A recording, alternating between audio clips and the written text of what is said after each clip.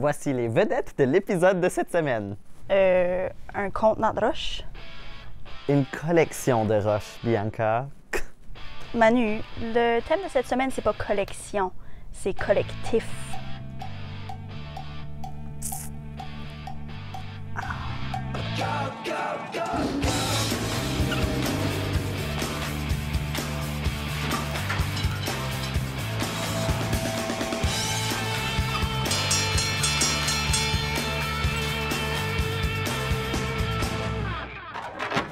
Oh, c'est plate! J'avais tellement hâte de te montrer les pierres précieuses de ma collection. Ben, tu pourrais toujours les garder en studio pour le thème de la semaine prochaine. Ouais. Mais pour cette semaine, je réfléchissais à ça. Est-ce qu'on est un collectif, nous autres? Ben, on est une équipe. Puis toi et moi, on est co-animateurs. Oui, mais je vérifiais la définition du préfixe co dans le mot collectif, puis ça vient du mot latin qui veut entre autres dire faire les choses en simultané. C'est pas mal théorique ton affaire. En tout cas, je me suis mise à me demander si on faisait les choses en simultané, est-ce que ça améliorerait notre co-animation? Ben écoute, on n'a rien à perdre en l'essayant. Hein. Simultané, genre, on fait tout ensemble exactement en même temps, de façon synchronisée. C'est ça. On essaye? Ouais, pourquoi pas? Quoi pas? Attends. En parlant parlant aussi. Je pense que t'as peut-être pas compris mon concept.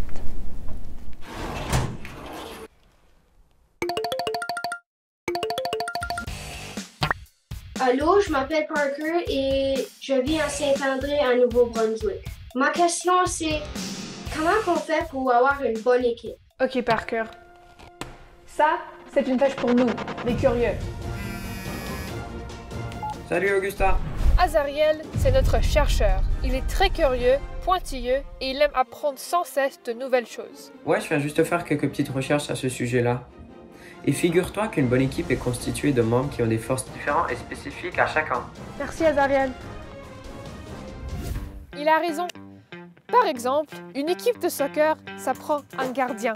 Quelqu'un qui sait garder son sang-froid et qui a une bonne vision globale des choses. Ça prend aussi des défenseurs. Ils sont des vrais altruistes, généreux et très collaboratifs. Et enfin, ça prend des attaquants. Toujours dans l'action, ils sont dynamiques et entreprenants. Une fois les rôles répartis, l'étape 2, c'est de rassembler son équipe autour d'un projet commun. Salut Louis! Allô Augusta. Louis, c'est le réaliste. Il est vif, organisé et méthodique. Je t'ai envoyé un échéancier qu'il faudrait que l'on respecte pour être prêt à temps pour la diffusion de l'épisode. Ok, merci beaucoup Louis. Je vais regarder ça. Hein? Anouma? Coucou Augusta! Anouma, c'est la liaison entre l'équipe et le monde extérieur. Elle est chaleureuse et fait preuve d'une excellente capacité d'analyse. N'oublie pas de mentionner à Parker l'importance du respect entre les différents individus. Absolument, tu as raison. C'est grâce à cela que la confiance des uns envers des autres pourra naître. Merci Anouma. Mais moi alors, c'est quoi mon rôle déjà? Toi, tu as dirigé le groupe. C'est vrai, dans chaque équipe, ça prend un leader. Une personne avec une attitude charismatique qui aide les autres et qui fixe des objectifs clairs. Oui, vraiment une bonne équipe. Je suis vraiment Merci contente. l'équipe. Très génial. Wow. Doucement, on ne s'entend plus. En tout cas, une chose est certaine. Nous, c'est bon. On forme vraiment une bonne équipe. On y va! Donne un exemple où tu as dû travailler en équipe pour sortir d'une situation. Mon grand-papa, il a une dinde, puis on avait besoin d'aller chercher les œufs. Mon papa, il avait besoin de le distraire. Cela, moi et mon frère, on pouvait aller chercher les œufs. C'était moi et mon équipe de hockey. On était dans les jeux à Eastern Shore. Puis c'était 4-3 avec 5 secondes qui restent. Puis un de nos joueurs a tiré sur le but. Puis il a eu le but, puis on a taillé le jeu. Une fois, je suis allée dans une promenade avec mon ami, puis mon frère, dans les montagnes tout seul. Puis on s'est perdu. On a travaillé ensemble pour trouver comme un sentier ou quelque chose sur la montagne pour redescendre. Notre enseignante nous a donné des exercices de sciences humaines. Ça m'a semblé comme que c'était impossible à faire tout seul. Alors j'ai dû travailler en équipe avec des personnes pour sortir de cette situation qui était très, très difficile pour nous. Savais-tu que le record pour la plus longue chaîne de massage de tête a été établi en Inde?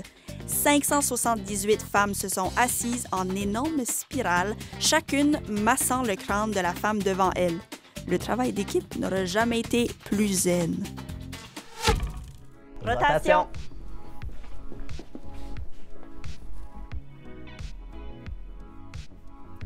Voyons ce que nous... Je pensais qu'on commençait avec le vidéoblog. Non, on fait le jeu en premier. Pour le jeu de cette semaine, j'ai trouvé des jeunes de tout... Qu'est-ce qu'il y a?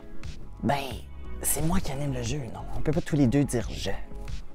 Je pensais qu'on faisait le jeu ensemble, comme pour le reste de l'épisode. Ben, est-ce qu'il faut? Il me semble que ce serait plus simple à un. C'est pas toujours facile, travailler en collectif, mais c'est un défi à surmonter ensemble. Je préférerais l'animer seul. On a essayé la synchro-simultanécité ou peu importe là, puis c'est pas idéal. Bon, j'ai compris. Tu veux plus travailler avec moi? Oups. Tu cherches d'autres contenus collectifs? Il y a une pleine collection sur la zone jeunesse de Radio-Canada. On découvre le soccer à Cap ou pas Cap. À BTV, Cléa fait du bénévolat dans sa communauté et on a des coloriages On y va pour toi. C'est à radiocanada.ca/on y va. Jeu, on y va. Quand on parle de travail d'équipe, on dit souvent que le tout dépasse la somme de ses parties. Mais on peut aussi dire ça pour expliquer le jeu de cette semaine. Le cadavre esquis. Comment ça se joue? Eh bien, Naomi, tu vas dessiner la tête d'une créature. Houston, tu vas dessiner son torse. Et puis, Adriel, tu vas dessiner ses pieds et ses jambes. Le défi, c'est que vous ne saurez pas qu'est-ce que la personne avant vous a dessiné. On y va. Naomi, laisse-toi aller, c'est toi qui fais la tête de la créature. Quelle est ton inspiration pour cette créature? Ben, j'ai fait genre un peu... un lion parce que moi, c'est mon signe du zodiaque. Fait que j'ai décidé de faire ça par hasard. C'est une très bonne idée, en fait. Je pense que ça va donner un résultat intéressant quand ça sera fini. J'aime la crinière du lion. On dirait quasiment des flammes. On passe à Houston. Houston, à ton tour pour le torse.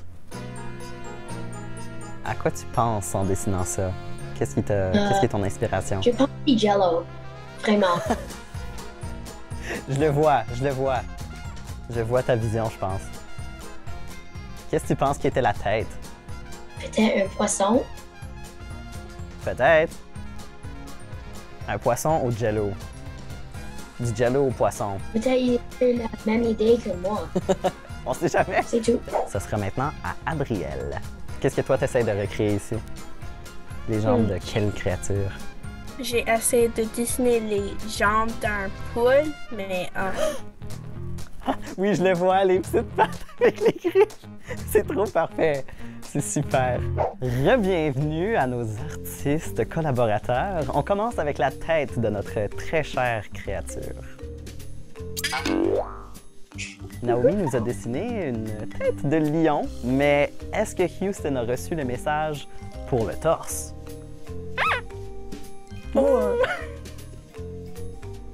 Qu'est-ce que tu penses, Houston? Ça a-tu l'air d'un lion Angelo?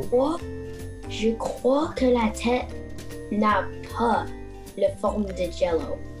Pas du tout. On parle de forme assez opposée, là. Et puis pour les pieds, peut-être que c'est là que ça va tout se rassembler. Seulement du travail d'équipe pur et dur aurait pu évoquer une telle bête. Merci vous autres. Bye. Salut, je m'appelle Malikayo et moi, je contribue à ma communauté.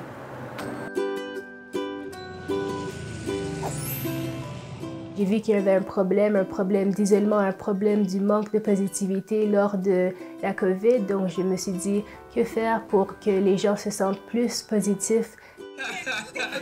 Je fais partie de l'équipe, ça s'appelle 20 Today, 20 Tomorrow. Mon équipe et moi avons décidé de faire un projet de santé mentale et ce qu'on fait, c'est qu'on met des messages positifs et des ressources de santé mentale pour que les jeunes aient accès à cela partout dans la ville. C'est un autocollant avec une technologie nouvelle, donc tu n'as qu'à placer ton téléphone sur l'autocollant et puis ensuite il y a les ressources qui viennent sur votre téléphone immédiatement.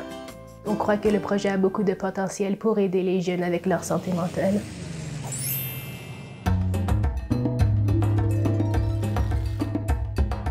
Bienvenue chez moi! Je suis en train de préparer des trousses scolaires pour le mois de l'histoire des Noirs. Je suis fière de ma culture, donc je fais du bénévolat et je participe dans plusieurs activités autour de la ville. En 2018, j'ai eu un prix de la communauté des Africains francophones de la Saskatchewan et c'est grâce à mon engagement et aussi ma passion pour l'athlétisme que j'ai reçu ce prix. Moi, j'ai commencé l'athlétisme quand j'avais 9 ans. Ça m'apportait un sentiment de communauté, donc j'ai continué. Je suis allée au niveau provincial et ensuite au niveau national aux Jeux de la francophonie. J'ai étudié en linguistique, donc je vois les phénomènes linguistiques et ce qui cause l'insécurité linguistique. Et c'est le phénomène où est-ce que vous avez peut-être pas de confiance dans votre langue, surtout une langue en milieu minoritaire comme le français en Saskatchewan. Eureka! Moi, je suis passée par Oneva. Je trouve que les gens devraient regarder ça parce qu'il y a des accents de partout autour du Canada. Ils peuvent réaliser qu'ils ne sont pas seuls et que leur accent peut être unique à eux, peu importe. Donc, ils vont dire oh, « OK, moi aussi, j'ai un accent différent, mais c'est correct. » Parfait! Depuis que je suis jeune, je veux rendre ma communauté meilleure. Moi, je rêve de devenir orthophoniste, donc ça a rapport avec le langage, la science et la psychologie tout ensemble. Donc, je pourrais aider un jeune à apprendre à parler et aussi à l'aider avec sa santé mentale en même temps. Savais-tu qu'un des plus grands mouvements pour les droits des étudiants au Canada a été créé par une élève de la 8e année? À 15 ans, Shannon Coustage a donné un discours au Parlement pour demander de meilleures écoles dans les communautés des Premières Nations. Salut! C'est Zoé, en direct de Milton en Ontario. Bonjour, c'est Shani. Aujourd'hui, je vais donner à ma mère une pause. Mais qu'est-ce que je pourrais faire de spécial pour ma mère? Je pourrais lui chanter une belle chanson. Elle est en train de faire son yoga, alors je vais lui préparer un smoothie aujourd'hui. Ce qu'on va faire, c'est qu'on va nettoyer la salle de bain pour elle. On pourrait faire une boisson énergisante pour ma mère. J'ai décidé de lui faire son dîner parce que des fois, elle travaille tellement qu'elle oublie de manger le midi. Allons-y.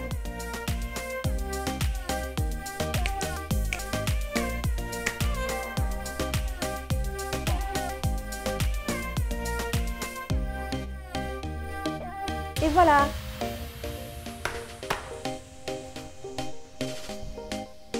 Non.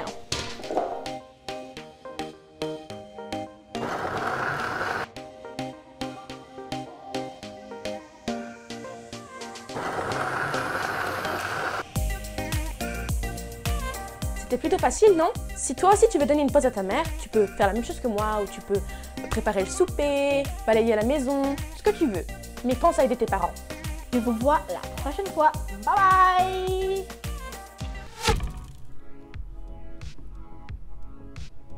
Bianca, je m'excuse. J'aurais pu être plus délicat. Je sais que tu voulais renforcer notre travail d'équipe, c'est juste que j'ai trouvé ça vraiment difficile de tout faire en même temps.